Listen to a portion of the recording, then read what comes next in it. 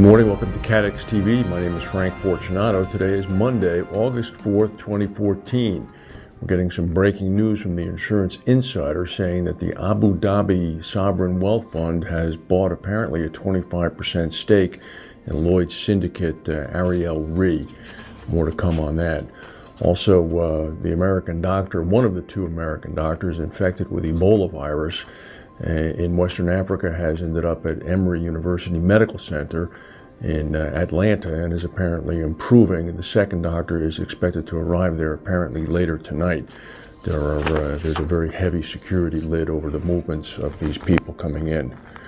In China, there was a substantial earthquake yesterday, apparently a 6.1, that has killed at least 381 people. It was in southern China's Yunnan province. About 12,000 homes collapsed in the county of Ludian. This is not too far from the capital of Yunnan, Kunming. The quake struck at 4:30 p.m. on Sunday local time. A resident said that the streets were like a battlefield after a bombardment. Rain and thunderstorms hit the area late yesterday, complicating efforts to bring tents, food, and water and other relief supplies in there. About 25,000 people have been evacuated following the earthquake. The situation in Gaza continues to remain unstable. There are ceasefires and truces that are announced, and then they're violated, and then they're announced again. It seems now, though, that Israel is drawing down its ground operation since the weekend, but it's kept up a heavy aerial bombardment, both with offshore naval bombardment and artillery, as well as, of course, airstrikes. The war is now in its fourth week. It's left more than 1,800 Palestinians dead and 60 Israelis dead.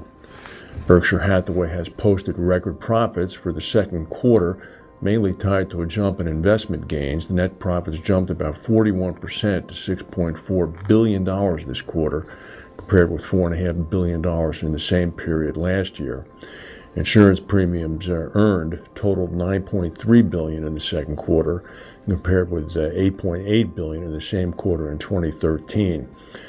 Net underwriting gains for all of their insurance operations did drop a little bit, down to $411 million in the second quarter, compared with $530 million for the same time last year. At least 65 people were killed and 100 more injured in a factory explosion in Jiangsu province in China this morning. This occurred at the Zhongrong Metal Products Company. It's a General Motors supplier. It's apparently a motor wheel polishing workshop. The fire was triggered by the metal polishing dust somehow combusting. 5 Shanghai burn experts have rushed to the scene in order to assist.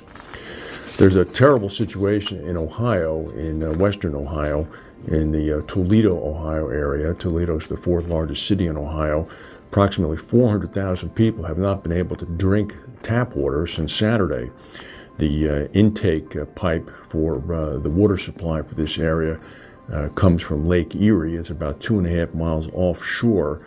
Apparently there's a problem with some form of algae that is growing around the intake pipe.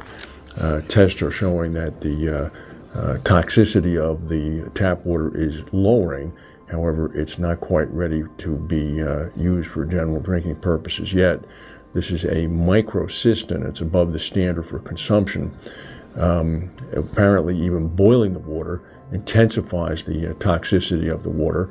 So people have had to have water trucked in. The governor of Ohio, John Kasich, has declared a state of emergency. Restaurants are closed that do not use bottled water, and it's obviously a very dangerous situation. Excuse me. Swiss authorities are saying that 2 passenger ships have collided with a cargo vessel that had gotten into difficulty on the Rhine River in the port city of Basel. Apparently, at first glance, you might wonder about this. Switzerland is landlocked. However, Switzerland does indeed have a navy. The Rhine River originates in Switzerland, and if you've ever been to Basel and seen the Rhine River, you recognize that it is a very wide, very fast-flowing river and provides access for Switzerland to the sea. According to reports, no one has been injured. However, the cargo ship did capsize. Passengers were evacuated from the 2 passenger ships. Rescuers have recovered 2 more bodies in Nepal.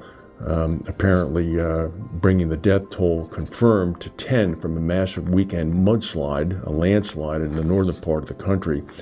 There is no hope, apparently, of finding alive any of the more than 150 people believed to be still buried in the rubble. Meanwhile, 100 years ago today, August 4th, World War I began. World War I was supposed to be the war to end all wars. However, it continued for 4 years, killing tens of millions of people. It was supposed to be a situation in which borders and boundaries would be cleared up once and for all. But of course, a mere 23 years later, World War II began. As you know, we're very close with John Hamblin, who is a lead underwriter at Cathedral Syndicates, who is a World War I expert, and we'll be featuring an interview with him later this week. Please follow us on our Twitter site, Twitter at CATEX News. And if we have any breaking news, we'll come back and tell you. In the meantime, thank you for watching, and we'll see you tomorrow.